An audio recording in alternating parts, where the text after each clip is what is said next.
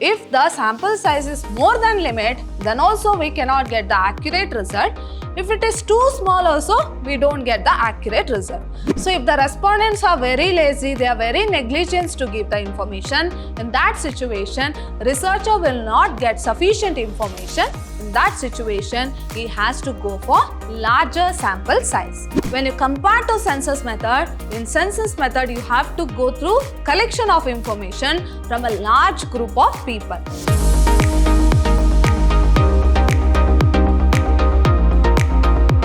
Hello everyone, I am Harshita, lecturer, Department of Commerce, Vidhyaashram First Grade College, the Temple of Excellence, Mysuru. My dear students, today we are in the second session of Unit 4 of the subject Business Research Methods, and this is for 5th Sem BCom student. And the Unit 4 is all about sampling and hypothesis testing. So already we have discussed few of the concepts. Let us quickly recall what we have discussed in a previous session. So in a previous session, I have covered this topic. So before that, the researcher wants to collect the data in order to solve the business problem. But he knows whether he has to go for primary method or secondary method. In that also, he has to go through whether he has to collect the data from the whole population, which is called as census, or in a small group of people or from a small group of people who represents the whole population, who is called as sample. Now here you have to remember the words, that is census means from the whole population he is going to collect the data. For example, if the researcher takes a particular state, then all the individuals of that particular state will be the respondents for his research work. That is census. Whereas sample means what? Here, the researcher does not have sufficient time to collect the data. At the same time, he does not have sufficient amount also. In that situation, instead of going through collection from the whole population, he will make a small group which is called as what? Sample. So, this small group of people will represent the whole population. That is called as what? Sampling process. Okay, so in our previous session we have discussed about introduction, that is introduction relating to census method as well as sampling method. Okay, so there we have discussed about census method. I have told you if the researcher wants to collect the data from the whole population, then it is called as census method. Next, we have seen what are the merits of census method. So, what would be the main advantages of census method? Since the researcher is going to collect the data from a large number of people, here the accuracy of information will be more. Okay, so next we have discussed demerits of census method. If we take 2 to 3 disadvantages here, one would be costly, same time it is more time consuming, and the other disadvantages can be the researcher cannot collect the information by himself. He has to appoint some other trained personnel to collect the information. Like that, there are a number of advantages as well as disadvantage. Next, we have learnt about sampling method. So, sampling method means what? Here the researcher is not going to collect the information from a large group of people, but he will make a small group by taking different or by selecting the individuals randomly, and this small group of people will represent the whole population. So, from that small group of people, the researcher is going to extract the information. That is sampling method. Next, we have discussed about essentials of sampling. So, why sampling is essential? So, in today's session, we shall continue with the sampling topic itself with a different concept. Now, we shall discuss the first concept is sample size. Now, what do I mean by sample size? Here, what is the size of the sample? That is, how many individuals will be included in that sample.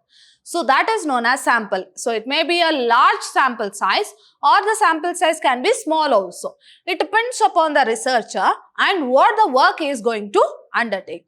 So, let us see what is the sample size. The important aspect to be considered while using the sampling method is to determine the sample size.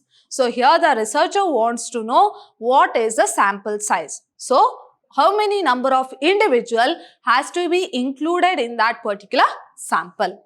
Sample size is the number of sample units, that is number of individuals. So here sample units means what? Individual respondent are called as sample units selected from the population for the purpose of research. That is, from the whole population, he is going to identify few of the sample units who are put together. So that size of the sample is called as what? Sample size. Although it is general opinion of many experts that sample size should represent the characteristics of majority of the population or the universe. So the main intention of going through sampling process is that what? Because collecting the information from a huge number of individuals or from the whole population, it is difficult. At the same time, it is costly also and time consuming. In order to go through this limitation, they will select individuals of different characteristics randomly and collect the information. So here there is a general opinion that the experts that the sample size should represent the characteristic. So that small group of people has to represent the whole population. So some experts tells that sample size should be 10% of the population. So they tell that if the whole population, if we take it as 100%, its 10% should be the sample size. Or some argue that it should be between 15 to 20% should be the sample size. So we cannot tell that what would be the exact percentage of sample size in relation to population. Some argue that if the population is 100%, 10% should be the sample. And some argue that it should be 15 to 20% of the population. So, but we don't know what is the exact percentage here. But the main thing is that sample should represent the whole population. There are also conflicting views that if the sample is relatively higher, so this we have already discussed, if the sample is higher or if the sample size is more, then the accuracy of information or data what the researcher is going to collect will be more accurate. So there is also conflicting views that if the sample is relatively higher, more time, effort and cost related aspects are required. So even though the accuracy is more, it requires lot of time, lot of money as well as lot of expenses or lot of resources is required to collect the data. Therefore, there is no consensus or uniform opinion about the sample size determination. So we cannot tell that this would be the exact sample size. So it depends upon the researcher. So what size he has to select. So we can't tell that it should be 10% of the total population.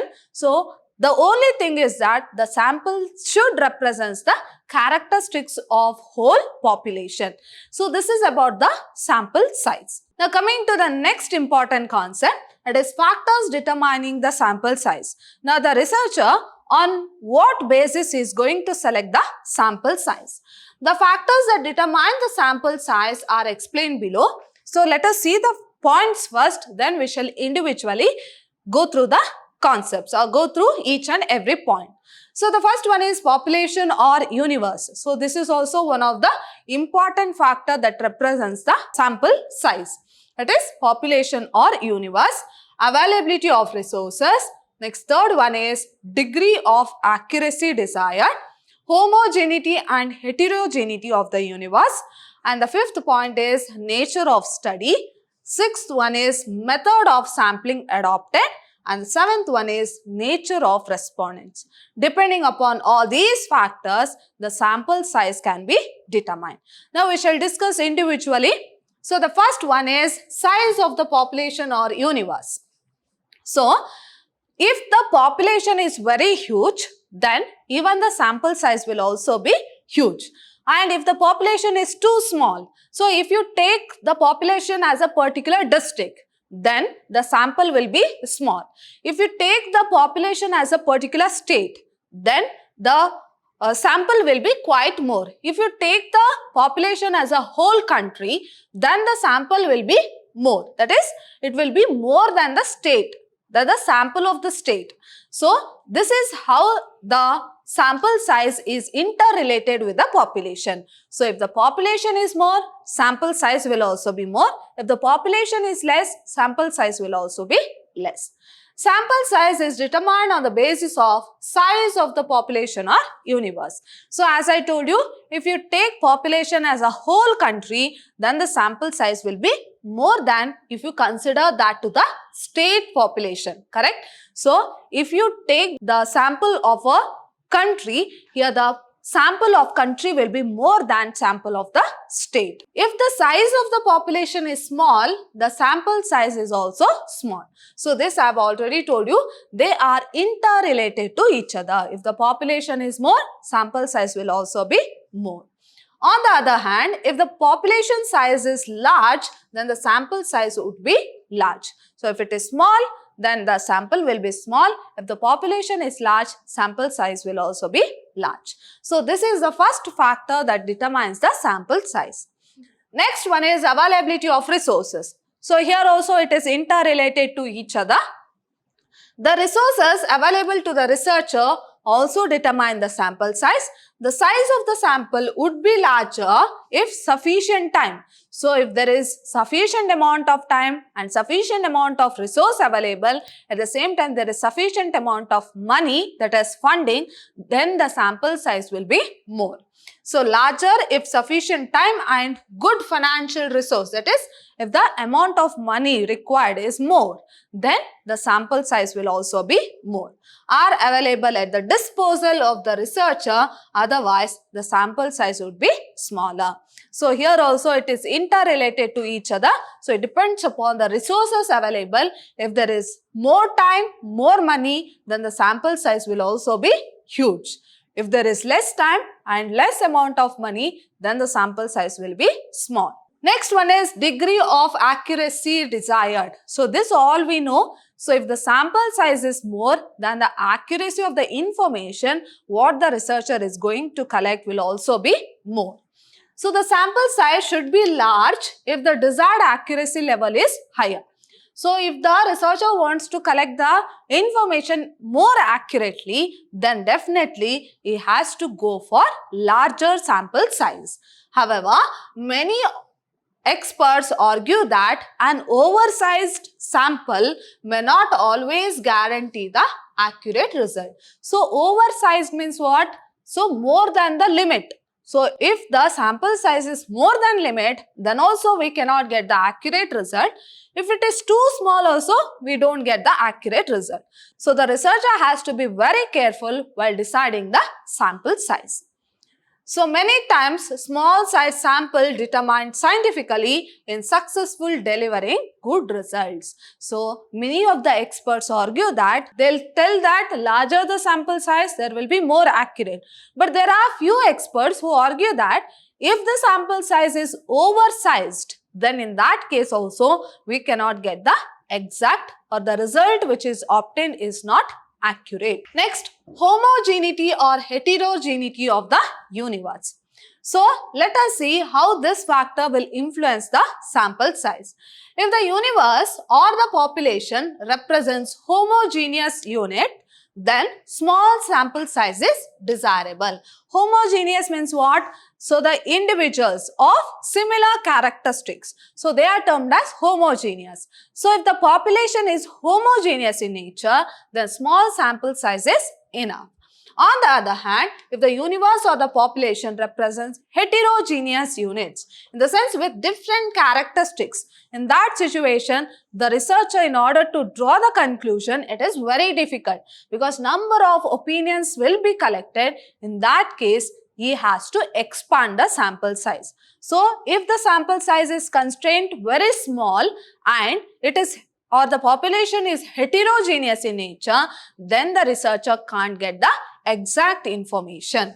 So, heterogeneous unit, then it requires large sample size for obtaining optimum results. So, hope you are clear with the homogeneous nature of population and heterogeneous nature of population. So, if it is homogeneous, then small sample size is enough. If it is heterogeneous, in the sense that individual is of different characteristics, in that situation, so the sample size has to be huge. Next one is nature of study. So depending upon the nature of study also, the sample size has to be determined. A sample size is best suitable for continuous and intensive study. So here, if the study is continuous in nature, at the same time it is intensive in nature or in-depth in nature, in that situation, sample size is best suitable for continuous as well as intense study.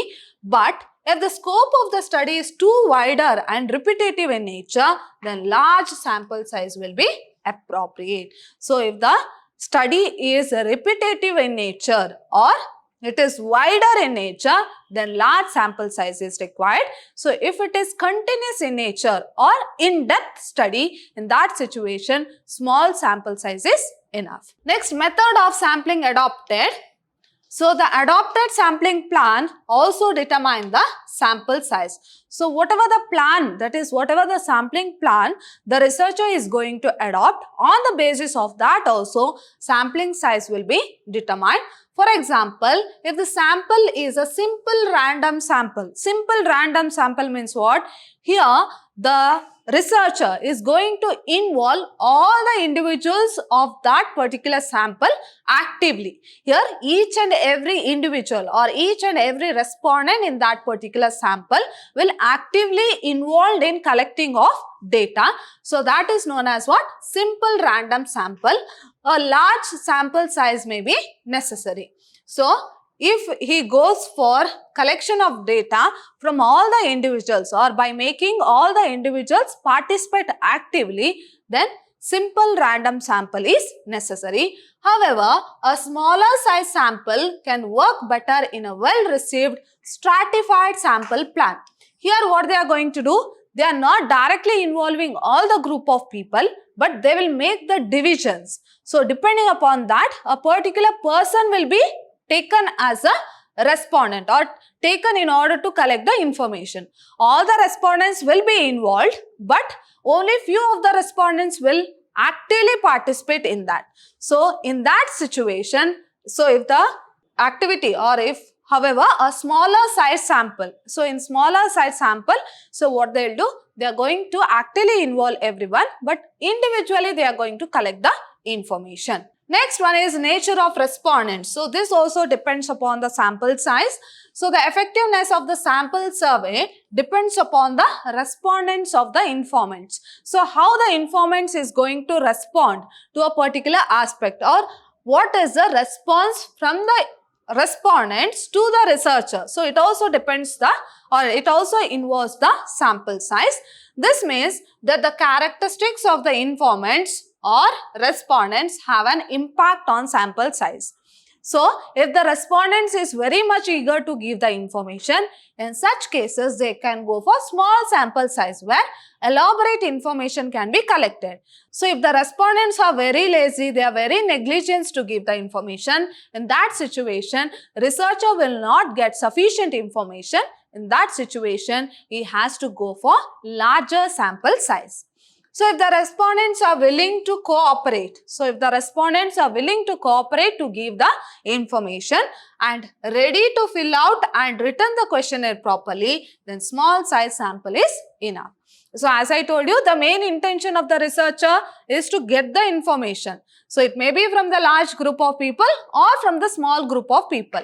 So if the group of people is eagerly waiting to give the information, or from the small group of people, if the researcher can collect sufficient information, in that cases, sample size can be very small. Whereas, if the respondents are negligent or if the respondents are lazy to give the information, then he has to expand the sample size. Now, next we shall go to the next topic, that is merits of sampling method. So, let us see what are the various merits. So, what is the merits of or advantages of sampling method? The chief merits of sampling method are given below.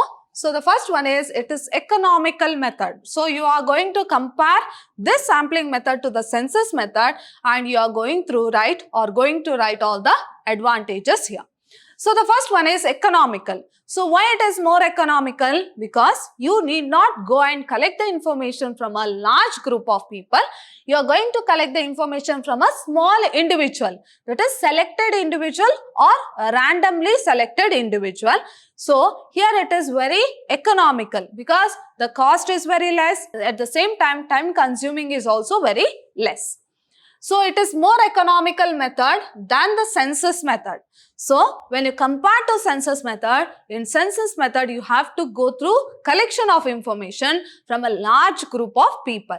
Whereas in sampling, from the selected individual you are going to extract the information. So it is more economical method than the census method because the work of collection and analysis of data is limited here.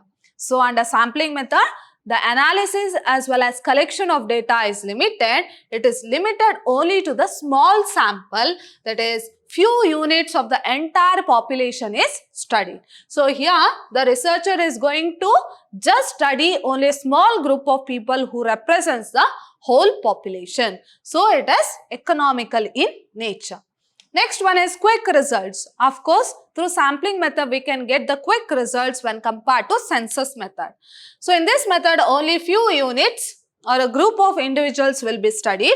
So only few units of the entire population is studied. Therefore, the researcher can arrive at a quick results. So here we can get the quick results because the researcher is not going to collect the information from a whole population. So he is going to collect only a population's part.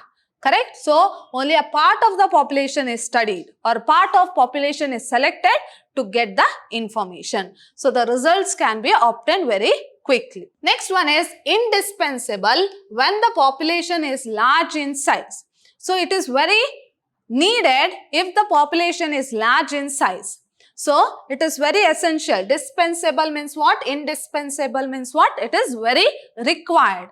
So it is very required when the population is large in size. So when the population is large in size, the researcher can't go individually and collect the information. In that cases, of course, he has to go for sampling method. The sampling method becomes indispensable when the population is large in size, whereas the census method is impracticable in certain cases. So this census method cannot be applied in all the cases. So it depends upon the nature of the research work. In that situation, sampling method is a best suitable method. For example, when the quality of the nuts and bolts is to be tested in the manufacturing unit.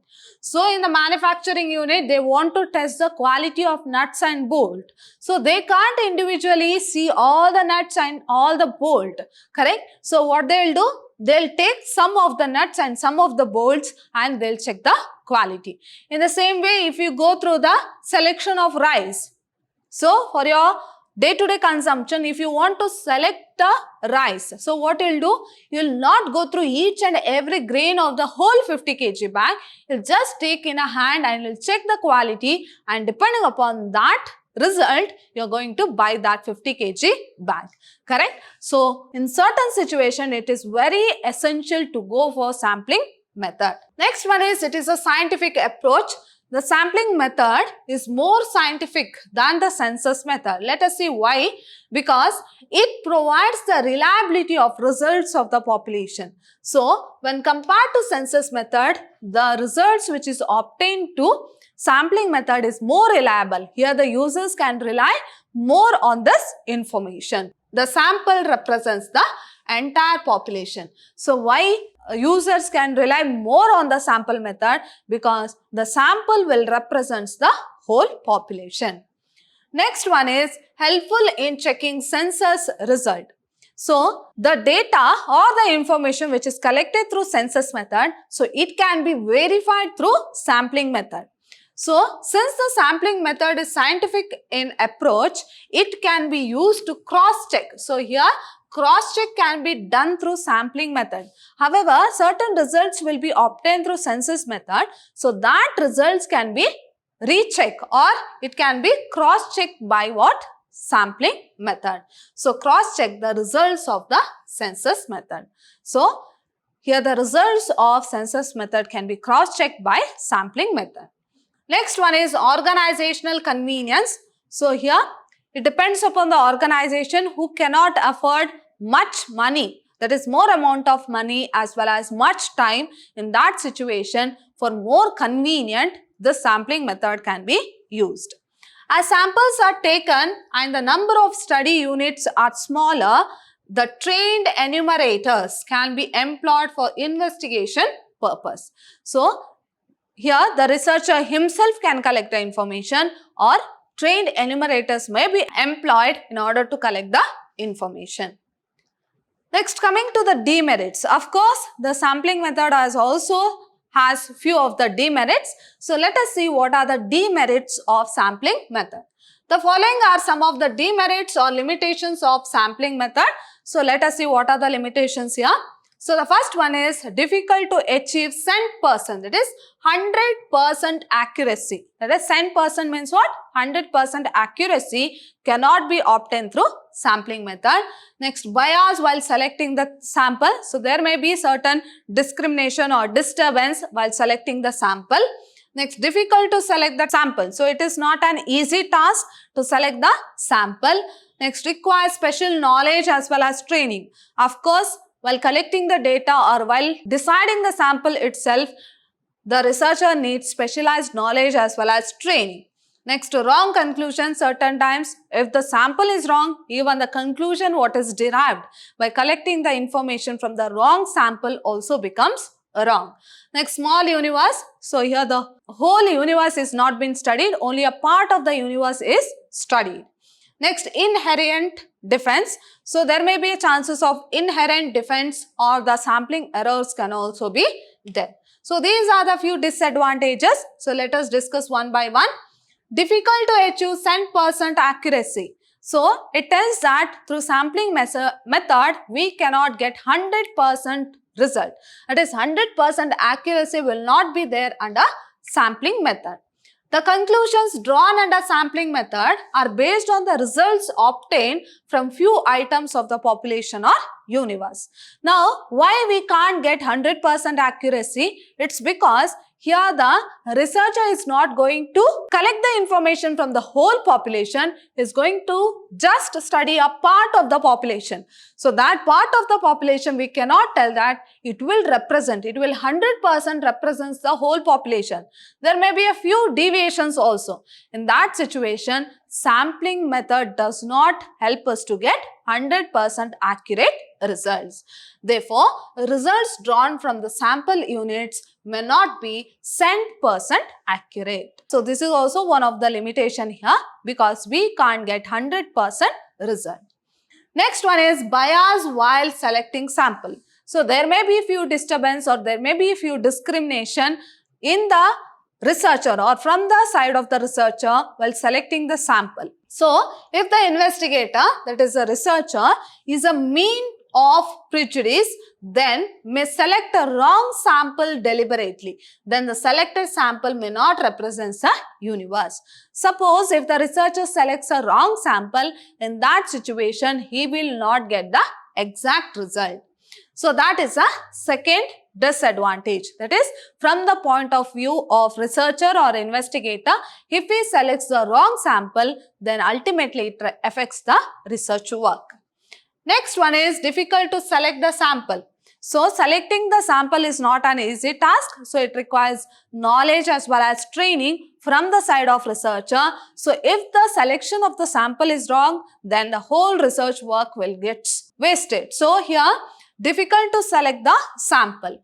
So, it is always difficult to select the sample units which can clearly represent the universe or having all the features of the whole population. So, here sampling means what? It is a small group of people who represents the whole population. But selecting of that sample is a difficult task. So, in such cases, investigator may not provide valid results. So, if the selection goes wrong, then even the research work get wasted. Next, requires specialized knowledge as well as training. It's not only in case of researcher or investigator, from the point of view of enumerators also. That is the person who is being appointed by the researcher to collect the information. So, if he is not well qualified or if he is not trained personal, then the research work goes wrong. So sampling selection is a difficult task. It requires special knowledge, training and experience to select the sample unit. So in order to select the sample unit, that is individual unit also, lot of knowledge as well as training is required. Many times this is not possible due to lack of knowledge on the part of investigators or enumerators. That is, selecting of the sample unit is also a difficult task. So this may happen in both the parties, that it may be the researcher or investigator or from the side of enumerators also. That is, the person who has been specially appointed in order to collect the information. Next one is wrong conclusions. So whatever the conclusion, and we cannot get the exact conclusion under sampling method. So here also wrong conclusions can be derived. So if the sample is not representative, the results will not be correct. Of course, it starts from the first stage itself. So if the selection of the sample is wrong, of course, it will affect the research work. So if the sample is not representative, the result will not be correct. This will lead to the wrong conclusions. So there may be a chances of wrong conclusions. That is the ultimate result of the research. This will drive the organization to a wrong path. So thereby it affects the organization to go in a wrong path. Next one is small universe. So this is also one of the drawback here.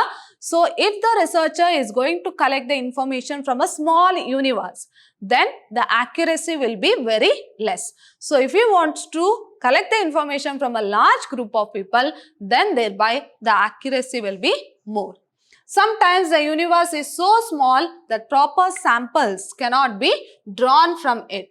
So in the same way, if the universe is too small, suppose if we take the universe as a particular village, a small village, then in the village itself, the number of people is very less, then how would be the sample size? So sample size also will be very less. In that situation, it is very difficult to select the sample units. In that case, result obtained through analysis may not yield good results. So in that situation, whatever the results which is derived by the researcher may not hold good.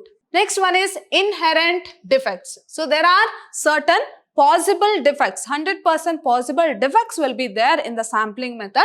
So such type of problem has to be faced by sampling. So sampling result may not be accurate as this method have inherent defects. That is, compulsory there are certain defects. 100% there are certain defects which are there in the sampling method. Thereby, we cannot get the accurate result.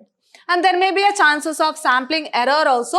So this method of sampling has lot of errors. So we are going to learn about sampling errors in the further sessions. So due to inherent defects, that is the defects which are common in the sampling process, as well as the sampling error also, one of the disadvantages of sampling method.